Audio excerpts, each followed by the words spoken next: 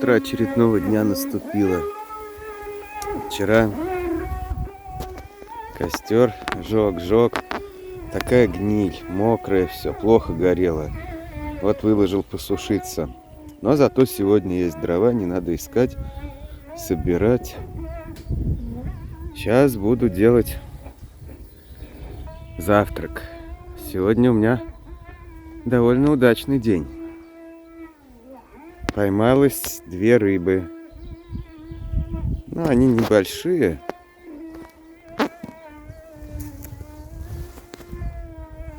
Вот такие вот рыбки поймались на вершу. Та же самая порода, как и прежде. Не такие крупные, были крупнее там. Но, думаю, пожарить. Масло осталось от этого самого, от фритюра. Вот там и пожарю, как раз за фритюру этих рыбок. С гречкой сделаю. Радио, конечно, мучился. Батарейки уже садятся. Я, идиот, не взял литиевые аккумуляторы для этого радио, хотя у меня есть приспособление. Вот. Вроде как работает. От холода они садятся.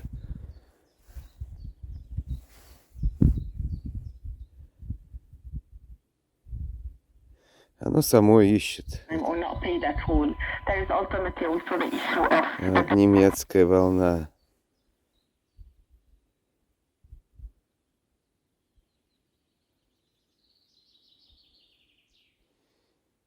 Что-то, видать, нет сейчас.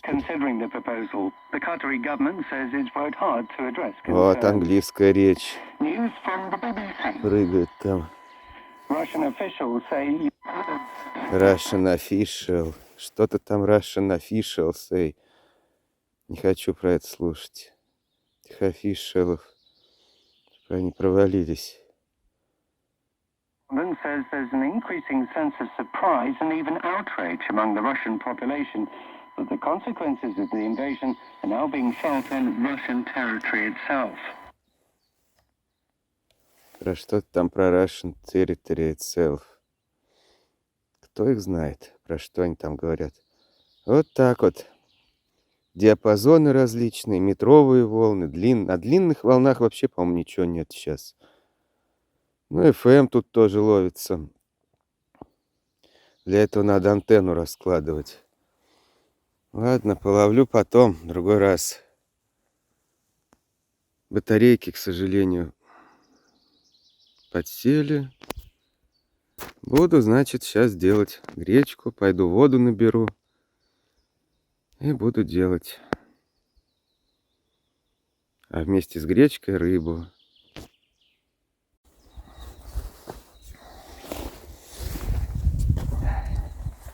Вот. Буду рыбку готовить. Для этого надо печь вначале растопить.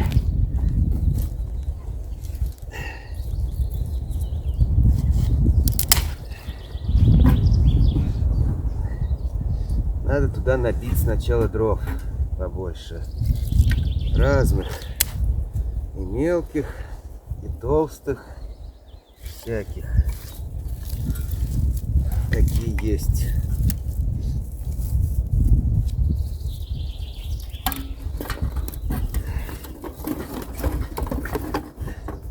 Можно вполне заполнить камеру сгорания. Печную камеру.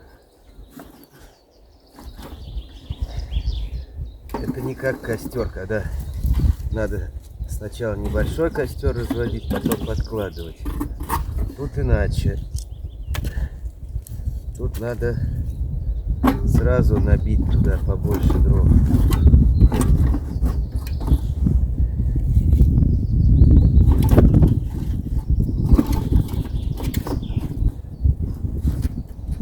Побольше туда их.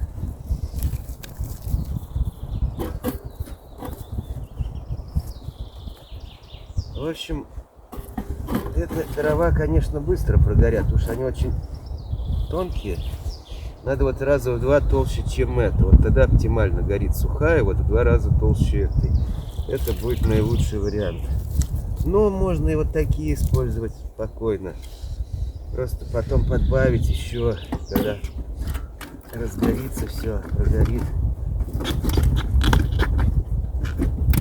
Так.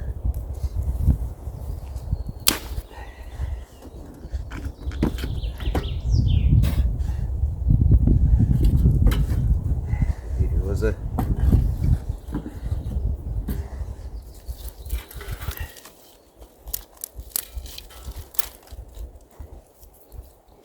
Не очень сухая. Ну, там в печке все сгорает. Уже места нет.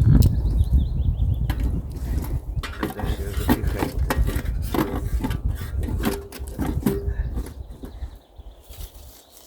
Ну ладно, нет места. Что ж, тогда пока отложим в сторонку эти все. Эта вся ерунда быстро прогорит. Так.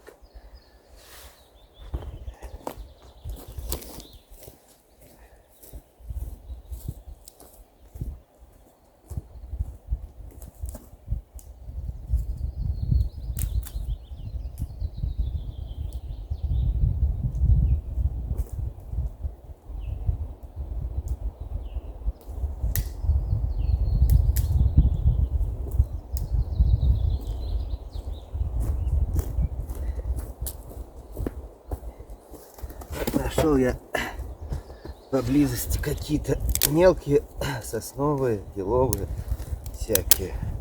Их кладем вблизи, вот здесь. Здесь их кладем. Так. И вот береста. Кусочек бересты можно положить туда. Кусочек бересты.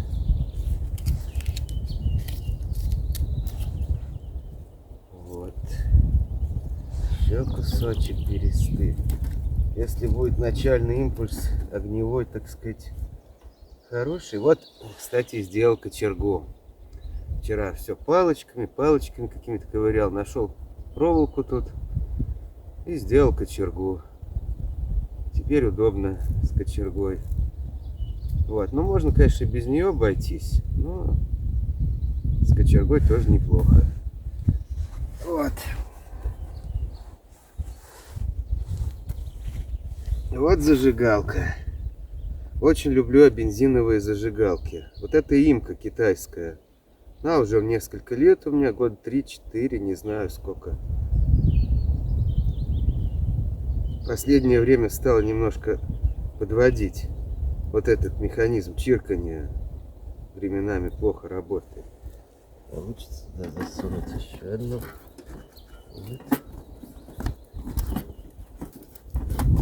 Вот это набилось. А нет, зашла. Вот. Ну вот за весь поход вот сегодня, ну в общем, ее заправлять раз в 3-4 дня можно. Миллилитров 5, там может меньше бензина. Но зато горит и на ветру, и на морозе, и хорошо поджигает. И палец не нагревается, когда ее долго держишь. Можно даже вытащить сам вот этот вот контейнер с ватой и бензином, как свечку использовать для поджига чего-то там. В общем, это очень удобная вещь. Вот.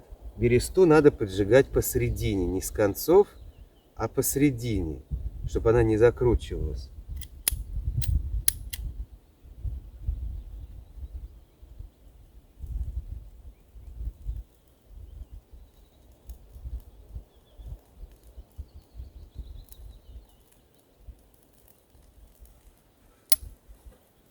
Ну вот, кладем туда ее.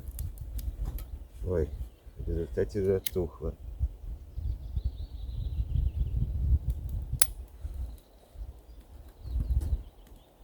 Кладем ее туда. И дверцу-то перекрываем. Вот и все. Тут все открыто. Тут тоже. Сначала вот печь немножко дымит, потому что труба еще не прогрелась. Но сейчас она прогреется и будет. Вот здесь масло. Здесь я буду рыбу и лук жарить. Это вот тоже фритюрное масло, которое я использовал для картошки и лука. Здесь гречка. Побольше решил сварить. Вон уже дымок пошел. Сейчас прогреется, как начнет туда тянуть. Вот, все, печь зажжена. Теперь остается рыбку почистить. Лук почистить, порезать. И будет шикарный завтрак. Пойду рыбку чистить.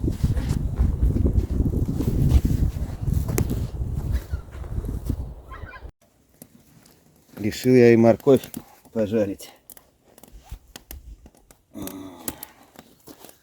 Пожарю за начало морковь. Фритюр. Как будто в Китае мы все в масле готовим. Ну что ж, китайцы-то они мудрый народ. Помудрее других будут. Сколько лет уж. 1000 лет существуют. Научились за то время мудрости. Вот Си Цзиньпин, великий руководитель Китая. Он в этой пещере жил.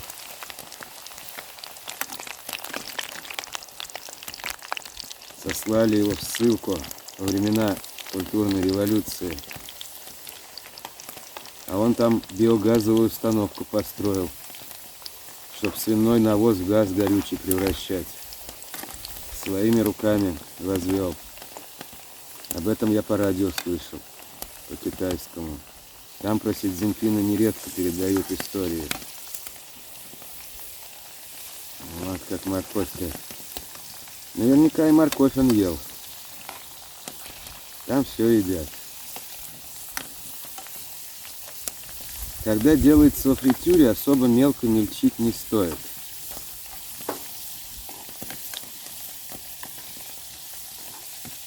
Температура высокая. Морковь-то пожелтела уже. Главное, что это очень быстро.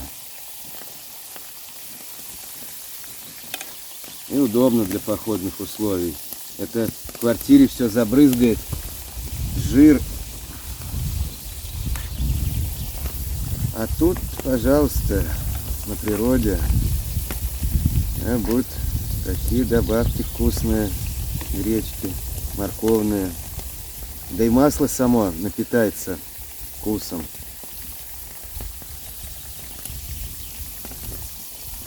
Так вот жарится морковь. А дальше лук будет. Потом рыбу буду туда запускать. Вот не почистил я еще только. Ну ладно. Уберу сковородку, чтобы не перегревалось масло. Пока буду чистить. Гречка там варится. Гречка тоже недолго варится. Вот. На фритюре-то морковь.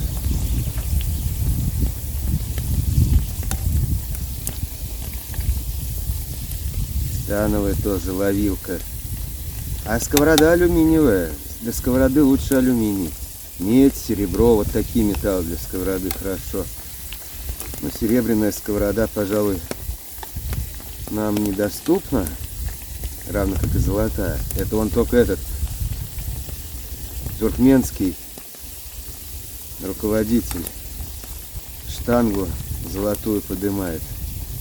Это для таких людей. А для нас, простых людей, какие там? Вот алюминиевая сковорода, но с антипригарным покрытием. Как он песни поет вместе с внуком своим про коня. Ровач, ровач. Что-то там на велосипеде ездит, стреляет. Вот. И другим, видно, завидно стало. Тоже хотят с внуками петь под синтезатор. А может и с детьми малолетними, кто их знает. Ну не будем об этом. То еще под монастырь. Вот. Ну, морковь, по сути, Нет, еще чуть-чуть надо. А что гречка? Гречка уже...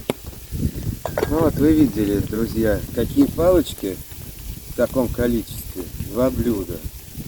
Ну я, конечно, еще подбавлю, может они там прогорят. Но, в принципе, вот такого мусора везде в лесу в достатке.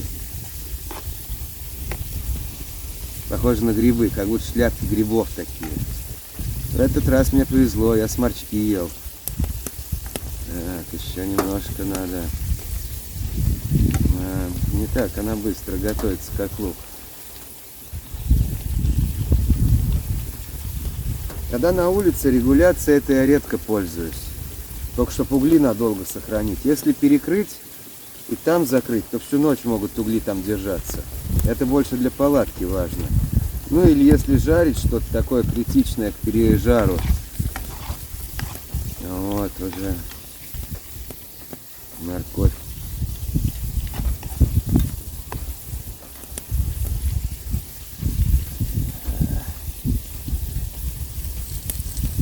Ну, в общем, будем считать, что готово. Горячее, не сырое, как китайцы говорят.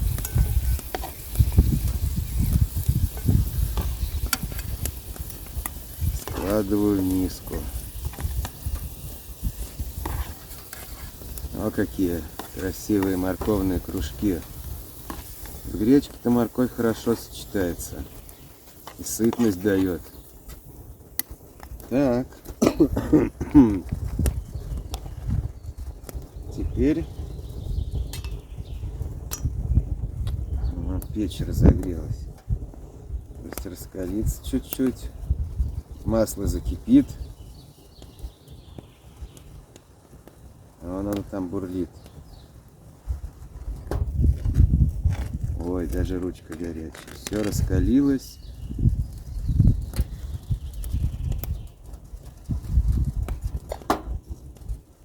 Тоже закипит.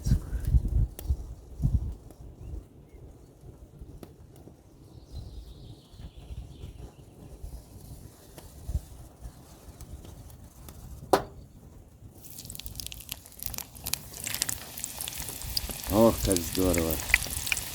Вот так и должно быть, чтобы шипело все.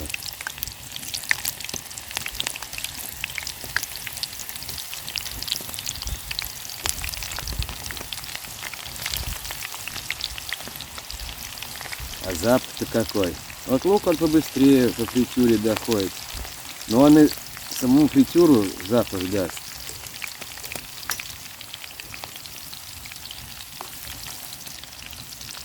И рыбе запах отдаст свой.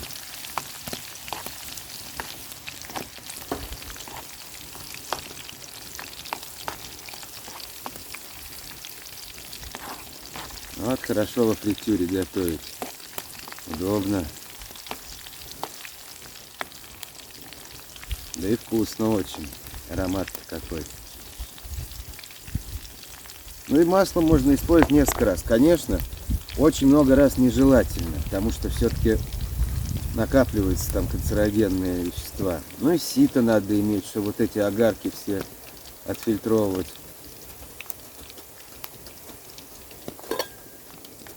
Вот. Так. Лук-то быстро.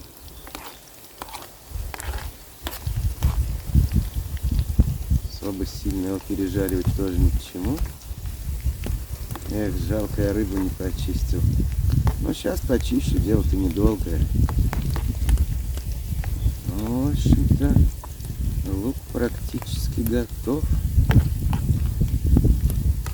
А масло-то наберет и от моркови, и от лука, и от прочего, специи всякие там. Аромат какой.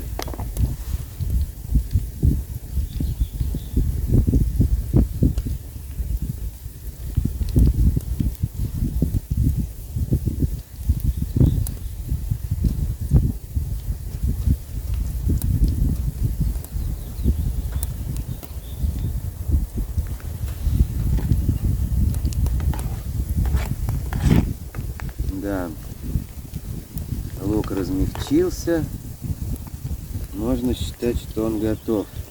Сам сильно пережаривать тоже не стоит.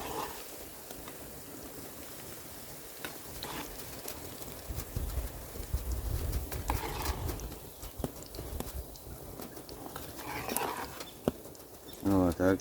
Это не сублиматы, конечно, это интереснее.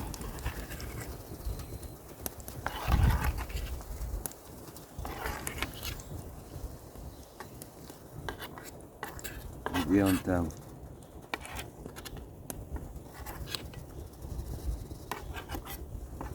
Лучше все выбирать, а то будут пригарки.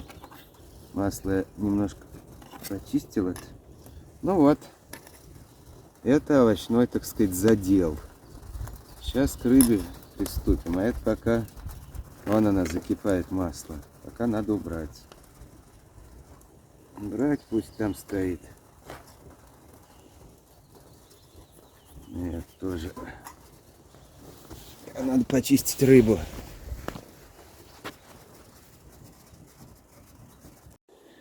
А вот и рыбка подоспела. Посолю слегка. Очистил ее. Руссоль.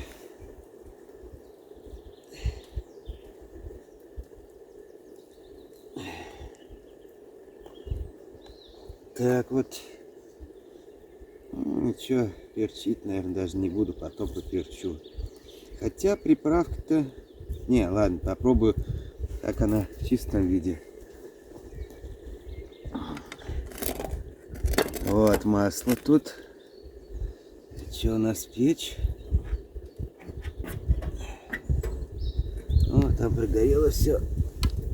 Надо угольки сюда. Да еще есть кое-что.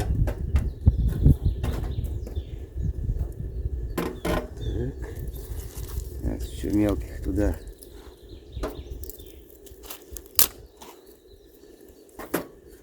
Дровишек-то разбавим, много-то не надо. Гречка практически уже вон сварилась. И уже можно снимать, чтобы не пригорала она. Пусть доходит сама по себе.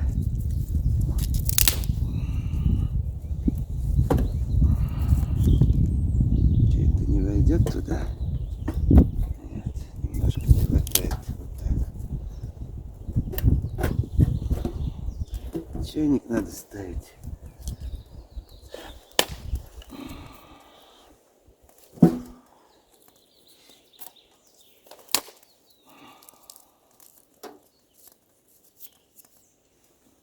Вот на таких вот дровах можно готовить еду вкуснейшую.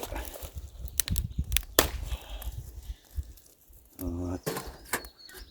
Это да. Всякая вот ерунда. Веточки. Гвоздь старинный. Он с такой вот шляпкой. Сколько он тут лет.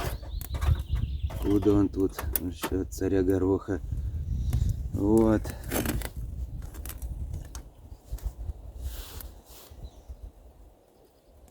Главное, чтобы масло разогрелось хорошо. Рыбки-то небольшие, но...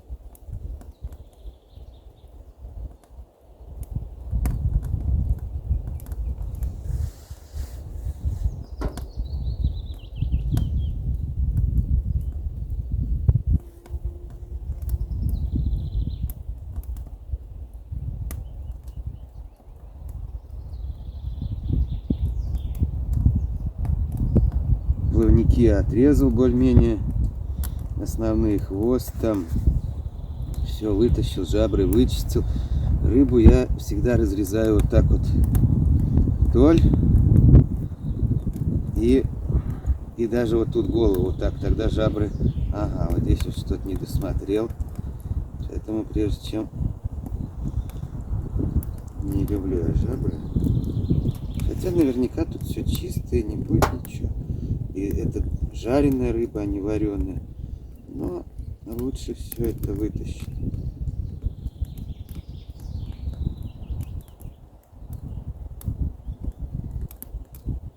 Вытащить все. Так, где же там еще что-то остается? Ну-ка.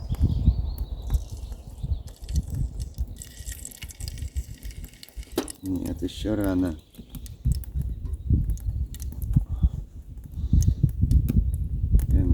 посильнее масла.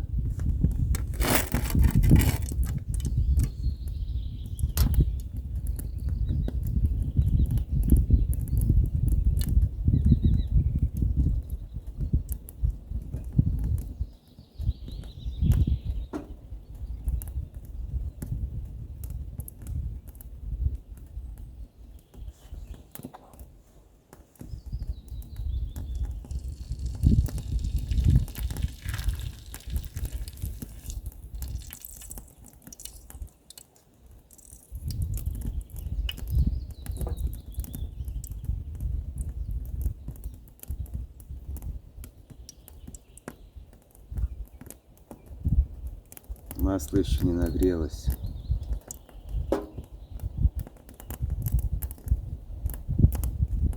Пока я чистила рыбу-то минут 5 заняла, она уже подостыла. Ну, после этого масло, конечно, надо будет выбросить уже.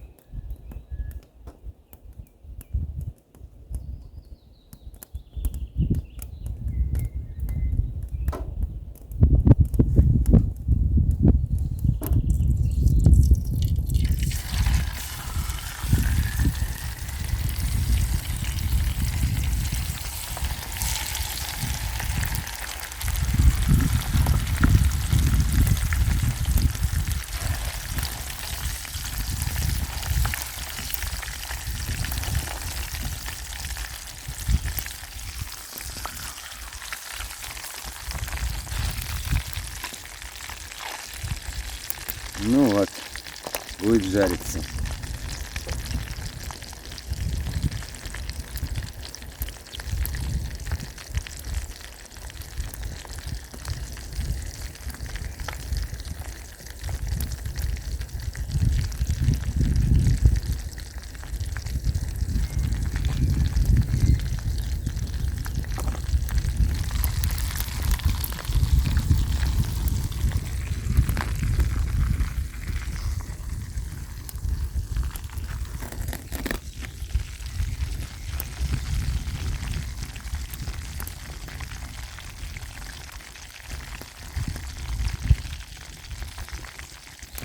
Скоро будет готово. Ой, аромат-то какой!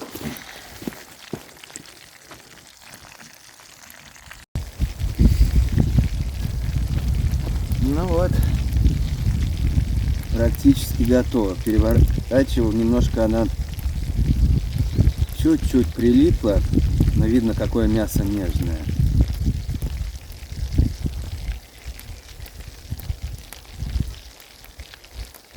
Сейчас я подумаю, как утилизировать масло. Думаю, сжечь его в печке. Прогорит, когда возьму пук гнилья, всякой вот там трухи, вылью на него и в печь засуну. Ну а так рыба готова. Вот овощи. Вон уже муравей туда залез. Вот гречка. Тут много гречки. В 2 раза больше солить, чем обычно. Потом еще поем попозже, чтобы не заморачиваться лишний раз. Ну вот, завтра готов, чай остался только. Надо чайник поставить. Сейчас этим и займусь.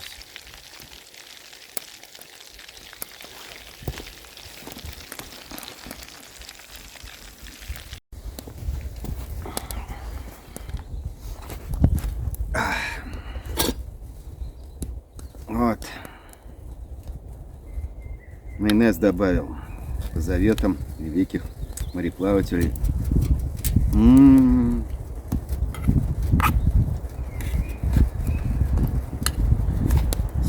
С лучком. Вот она, морковка. Так вот делайте. Морковь в масле.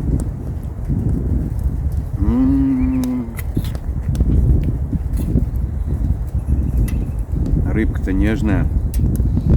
Ну, кости есть, конечно, что делать. Но не так, чтобы их много.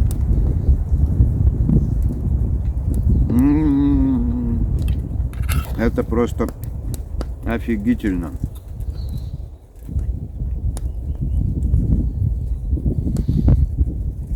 Такая нежная, такая вкусная рыба. Лучше вот ее жарить. Варить это тоже ничего, но жарить. Знают китайцы, как готовить пищу.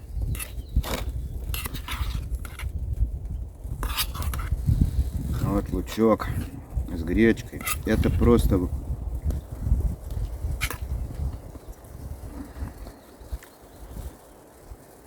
наслаждение.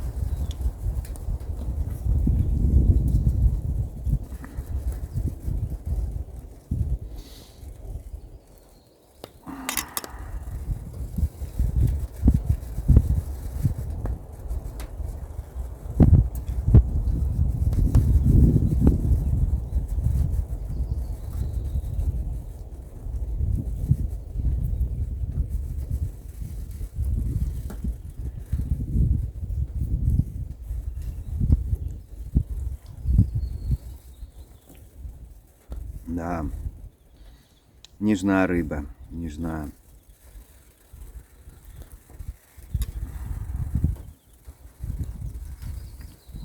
Фу.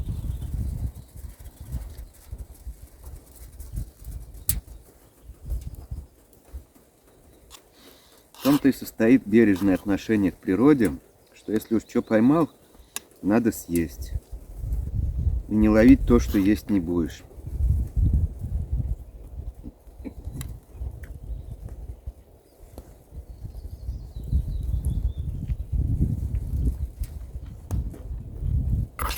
Ну а если лишнее, отпустить просто. Не надо стараться урвать все, вот захапать.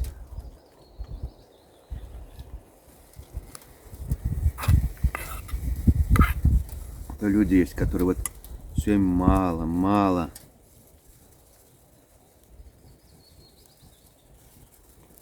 Зачем?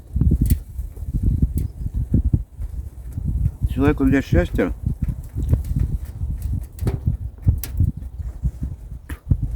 нужно совсем немного. Лев Толстой говорил: пару картошек, да пук соломы, чтоб спать.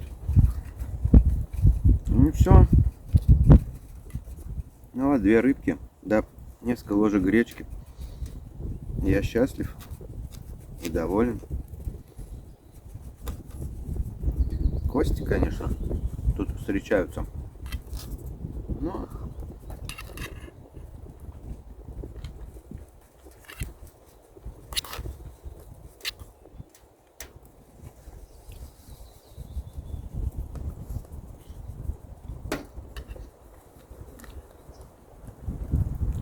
общее впечатление это не портит.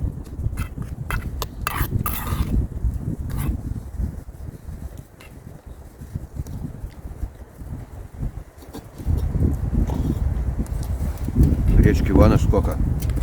Фу. Рассыпчатая. Не люблю я всякую размазню. Я люблю, чтобы рассыпчатое было. Что гречка, что рис. Ну вот. Кость попалась. Вот. Хоть я и небольшой сторонник майонеза, но в данном случае можно. Вот эта вот пачка у меня с самого начала похода. Вот перец острый. Поперчить получше. Да и посолить. Гречку я аккуратно солю, чтобы всю масть своей не пересолить. Ну так можно немного посолить. Вкуснее будет.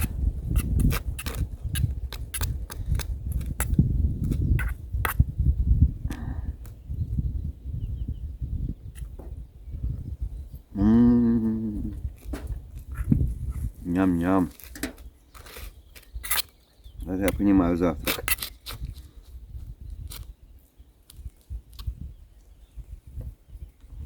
Только что выловленная рыба.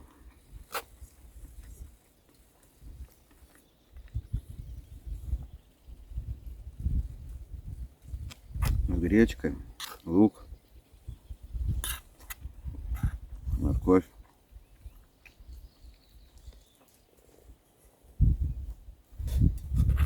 и все.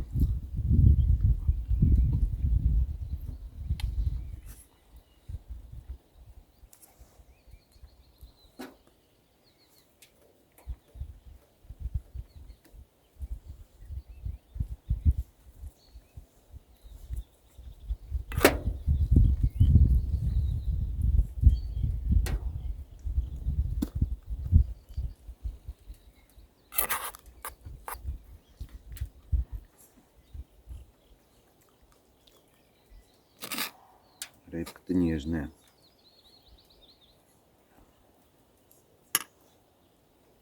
Костлявая немного.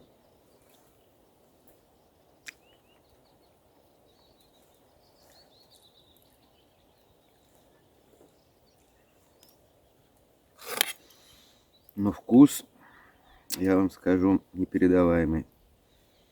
Особенно то, что она во фритюре сделана. То есть быстро пожарена во всей своей полноте. Ух, тут много костей. Много костей. Вот.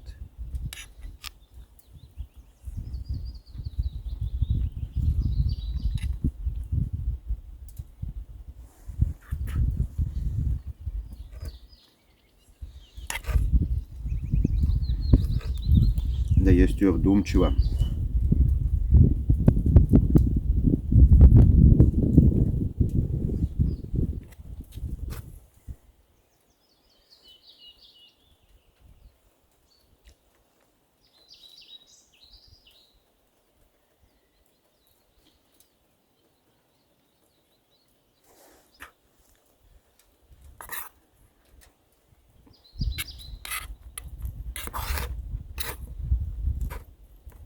Ну, как раз лука хватило. Еще там головы.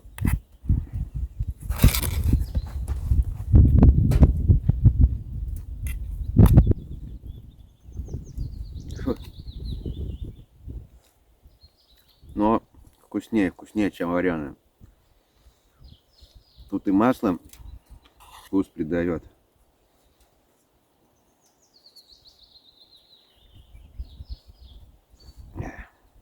Костей много. Что делать? В костях фосфор. Хотя и организм уже не растущий.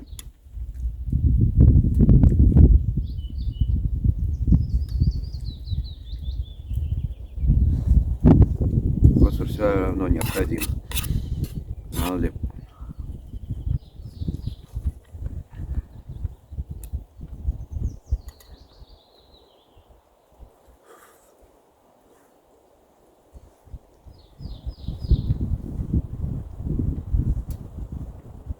В общем, скажу я вам, красноперка жареная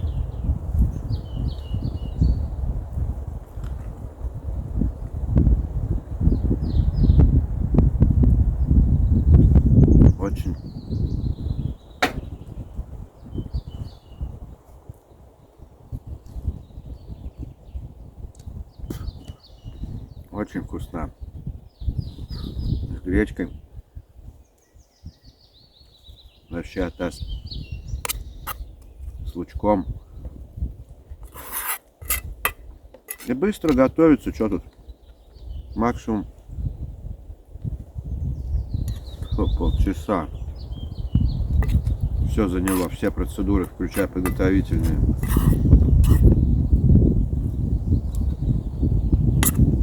А то у меня еще гречка, кастрюля. Потом с чем-нибудь пожарю. Так, голова. Что тут? Тоже есть немного. Что, поесть?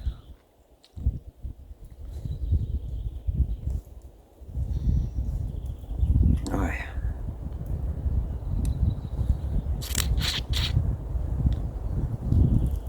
Вот мозг. Вот он.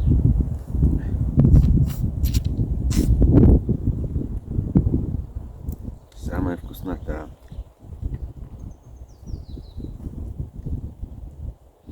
Фу.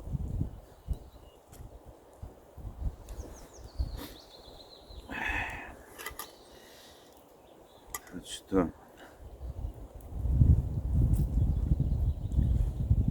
Да. Прав был Лев Толстой. Не так уж много надо для счастья. А это все излишнее. Золотые унитазы. Это болезнь. Больные люди. Нездоровые люди. Которых что-то с головой не так. Зачем? Для чего? Какая разница серить на какой унитаз? Золотой он там. Или не золотой.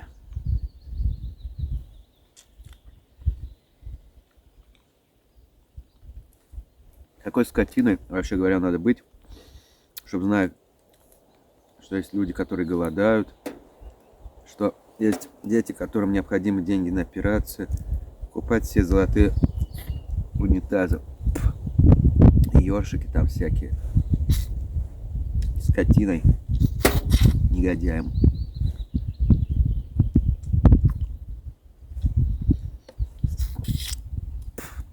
Это не люди, это дерьмо. Ленин говорил про интеллигенцию, что она дерьмо нации. А я думаю, что дерьмо нации — это вот эти, кто любит золотые унитазы.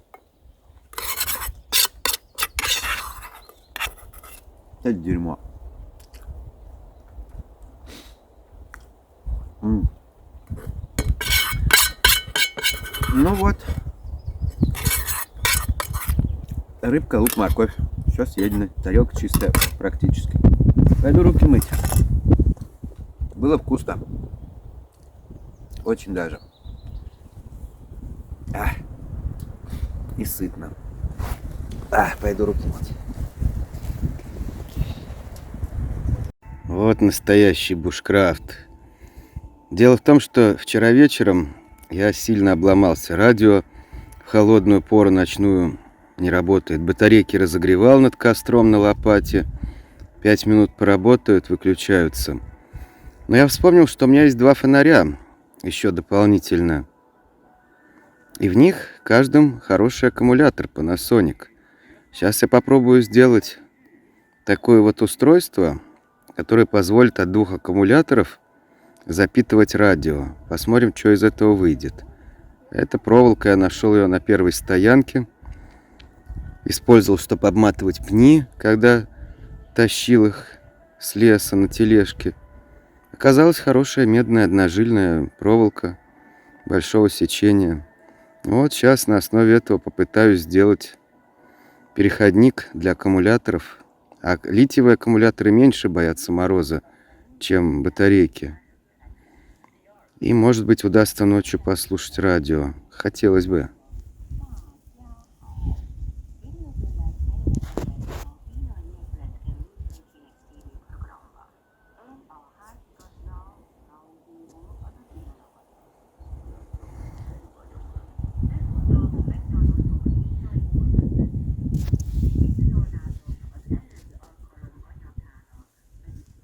Спальник сушу. Когда есть погода подходящая, обязательно сушу. Он пуховый, должен быть просушен, чтобы теплый был. Но так я скажу, температура ночью 4, 5, 6 градусов. В таком спальнике даже жарковато.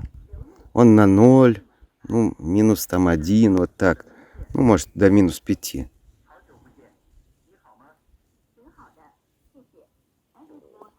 Вон там китайское радио работает. Облака. Красиво. Нихао. Ну вот, говорят, голь на выдумку хитра. Вот так вот из 2 аккумуляторов провода удалось сделать питание для радио. Это будет ночью оно работать. Сейчас-то батарейки пускай поработают. А эти 2 аккумулятора долго заморачивался, потому что трудно их было между собой соединить. переходничок там сделал, закрепил его, ну, из кусочка проволоки между ними. Вот. И эти аккумуляторы я могу заряжать.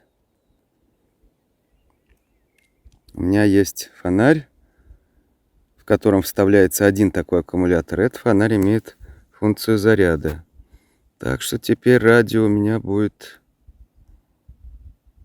работать. Даже когда закончатся батарейки или в ночную пору, когда холодно. Вот так вот. Голь на выдумке хитра. Облака великолепны. Буду радио слушать.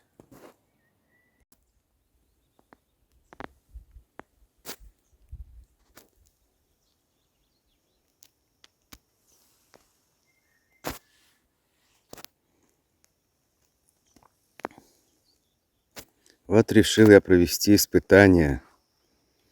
Вот этот вот бак, котелок здоровый. Обычно я на костре его использую. Вон он весь закоптился, такой черный. Решил проверить, как он на печке закипит, за какое время.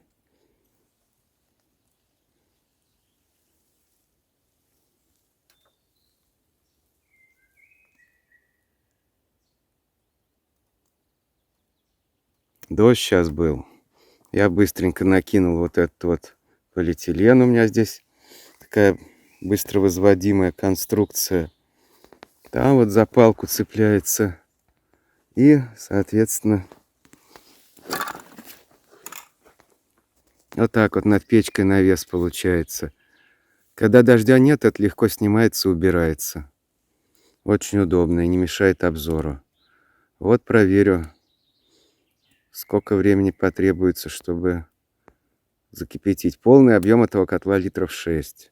Но я не полный залил, наверное, от 3 до 4 литров воды. Точно не скажу. Ну, как я варю компот в таком объеме. Вот такими вот дровами буду топить. А под печкой там лежат дрова НЗ. На всякий случай. Ну, вообще-то их полно. Вон такие. Радио я прибрал со столика, дождь был. И вот там вот заросли ольхи сухой. Там я вырубаю их. Выпиливаю, выламываю. Топора нет, к сожалению.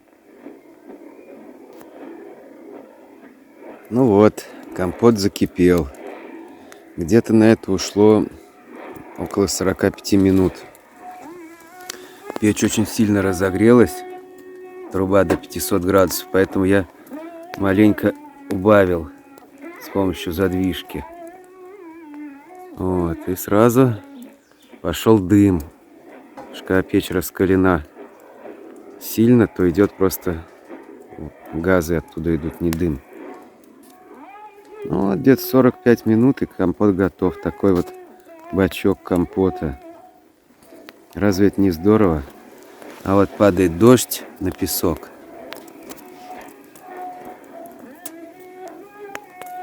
И видно, как там раскаленная поверхность. Вода моментально испаряется и разбрасывает песчинки.